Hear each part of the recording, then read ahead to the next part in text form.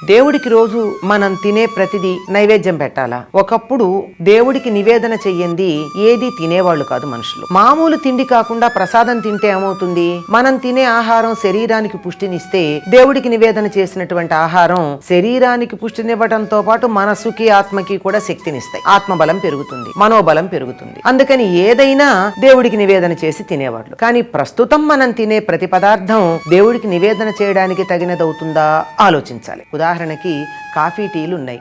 ఇవి దేవుడికి నివేదన చేయదగినవా? మనందరం తాగుతున్న వాళ్ళమే. అవి నివేదన చెయ్యం కదా. దేవుడికి నివేదన చేసిందే తినాలి అంటే ముందుగా కాఫీలు టీలు తాగడం మానేయాలి. ఆ తర్వాత రకరకాల పానీయాలు మానేయాలి. అటుపైన బజార్లో దొరికే వస్తువులు ఉంటాయే, ఈ పానీపూరీ లాంటివి, అవి ఎట్లాంటివో అందరికీ తెలుసు. వాటి గురించి ఎన్ని రకాలైనటువంటి ప్రచారాలు వచ్చినా మనం తినడం మానలేనటువంటి బానిసలమైపోయాం వాటికి.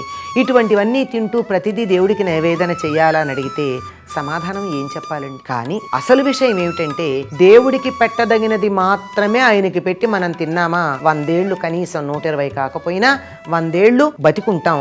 లేదా కనీసం బతికున్నంత కాలం రోగాల పారిన పడకుండా ఆరోగ్యంగా ఉంటాం. ఎందుకంటే శారీరక శక్తితో పాటు మానసిక ఆత్మపరమైనటువంటి శక్తులు మనకి లభిస్తాయి కనుక.